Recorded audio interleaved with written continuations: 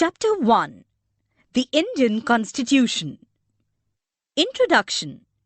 In this chapter, we are going to begin with football, a game many of you have probably heard of or even played. As the name suggests, this is a game that involves the player's feet. According to the rules of football, if the ball touches the arm of any player except the goalkeeper, then this is considered a foul. So if players start holding the football in their hands and passing it around, then they are not playing football anymore. Similarly, other games such as hockey or cricket also have rules according to which they are played. Each of these rules helps define the game and helps us distinguish one game from another. As these are fundamental to the game, we can also call them the constitutive rules of the game. Like these games, a society also has constitutive rules that make it what it is and differentiate it from other kinds of societies. In large societies in which different communities of people live together, these rules are formulated through consensus. And in modern countries, this consensus is usually available in written form. A written document in which we find such rules is called a constitution. We have looked at the Indian Constitution in classes 6th and 7th in our social and political life textbooks. Have you ever wondered why we need a constitution? Or been curious about how the constitution got written or who wrote it? In this chapter, we will discuss both these issues and also look at the key features of the Indian Constitution. Each of these features is crucial to the working of democracy in India, and some of these will be the focus of different chapters in this book. Why does a country need a constitution? Today, most countries in the world have a constitution.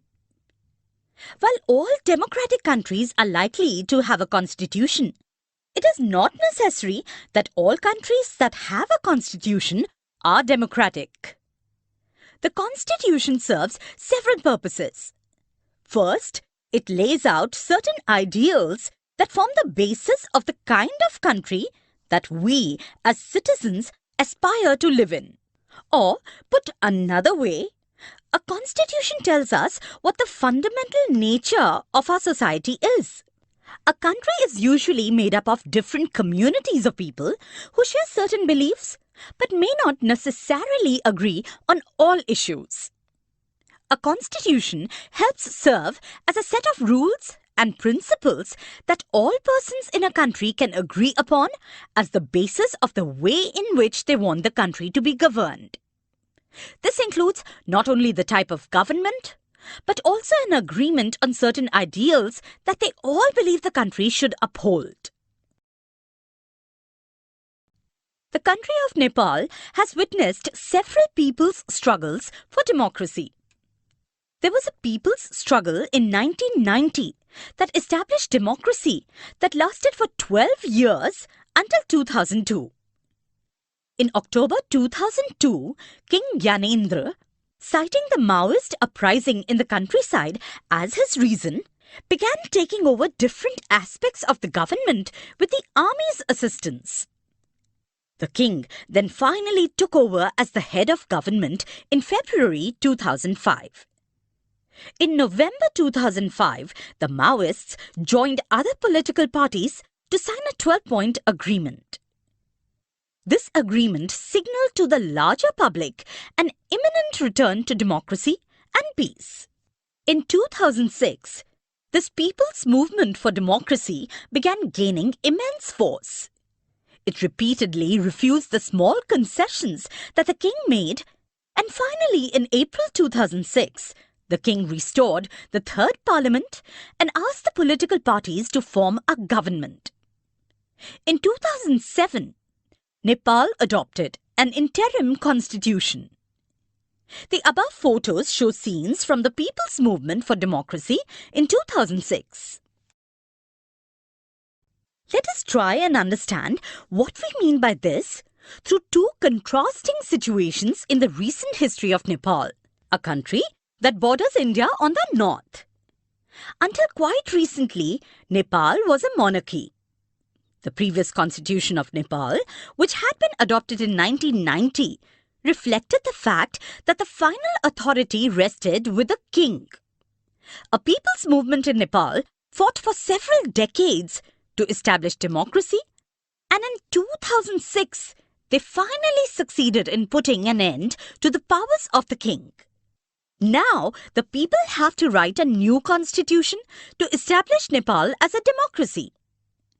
The reason that they do not want to continue with the previous constitution is because it does not reflect the ideals of the country that they want Nepal to be, and that they have fought for.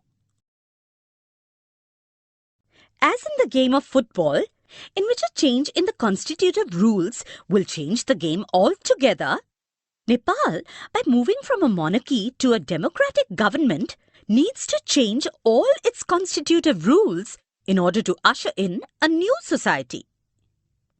This is why the people of Nepal are in the process of writing a new constitution for the country. The caption alongside elaborates Nepal's struggle for democracy. Nature of political system. The second important purpose of a constitution is to define the nature of a country's political system. For example, Nepal's earlier constitution stated that the country was to be ruled by the king and his council of ministers. In countries that have adopted a democratic form of government or polity, the constitution plays a crucial role in laying out certain important guidelines that govern decision-making within these societies. Polity means a society that has an organized political structure. India is a democratic polity. Misuse of power. In a democracy, we choose our leaders so that they can exercise power responsibly on our behalf. However, there is always the possibility that these leaders might misuse their authority, and the Constitution usually provides safeguards against this. This misuse of authority can result in gross injustice, as demonstrated in the classroom situation below. Suresh is the class monitor. He is a bully. His classmates are not too fond of him. Mrs. Rao, the class teacher, has to leave the classroom on some urgent work. She asks Suresh to mind the class. Suresh starts picking on Anil. When Mrs. Rao returns to the class, Anil, today I am going to report you to Mrs. Rao. But what have I done? Ma'am, while you were away, Anil kept talking loudly and disturbing the class. He would not listen to me. Anil, you will have to stay back after school today. And write, I will not disobey the class monitor 100 times. But, ma'am, I did not do anything. In democratic societies, the Constitution often lays down rules that guard against this misuse of power by our political leaders. In the case of the Indian Constitution, about which you will read more later in this chapter, many of these laws are contained in the section on fundamental rights. You have read in class 7th book about how the Indian Constitution guarantees the right to equality to all persons and says that no citizen can be discriminated against on grounds of religion, race, caste, gender, and place of birth. The right to equality is one of the fundamental rights guaranteed by the Indian Constitution.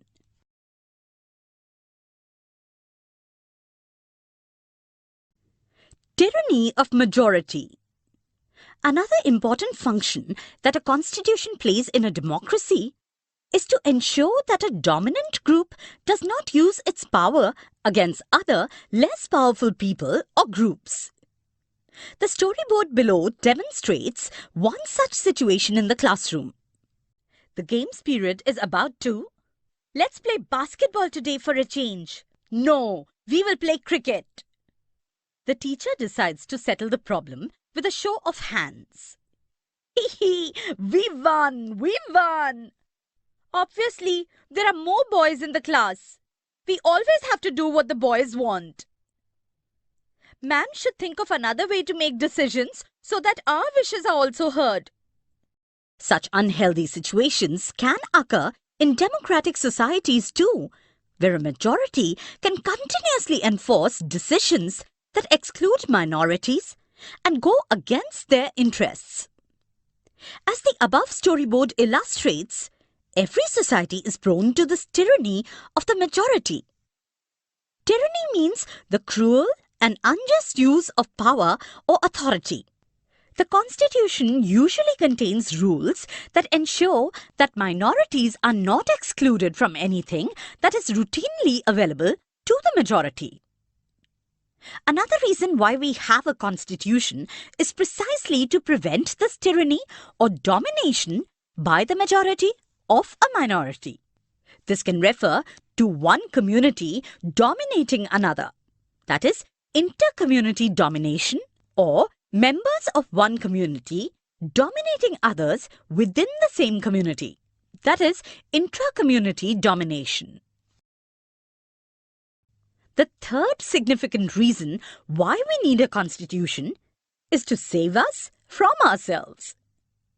Now, this may sound strange, but what is meant by this is that we might at times feel strongly about an issue that might go against our larger interests, and the Constitution helps us guard against this. Look at the storyboard below to understand this better. Shabnam is in a fix. She has a decision to make. I have 2 chapters left to revise for tomorrow's test, but it's time for my favorite TV program. I'm dying to watch it. But if I do that, I won't have time to finish my revision. Shabnam, why are you looking so worried? I want to watch this TV program, but I have a test tomorrow. If you all watch TV, I will also want to watch. I have an idea. What if no one watches TV tonight? Then I may not be tempted. It's a good thing I did not watch TV. There are so many questions from the last 2 chapters. Similarly, the Constitution helps to protect us against certain decisions that we might take that could have an adverse effect on the larger principles that the country believes in. For example, it is possible that many people who live in a democracy might come to strongly feel that party politics has become so acrimonious that we need a strong dictator to set this right. Swept by this emotion, they might not realize that in the long run, dictatorial rule goes against all their interests. A good constitution does not allow these whims to change its basic structure. It does not allow for the easy overthrow of provisions that guarantee rights of citizens and protect their freedom. From the above discussion, you will understand that the Constitution plays a very important role in democratic societies. Subscribe to my channel. Click on bell icon to get notification about new video.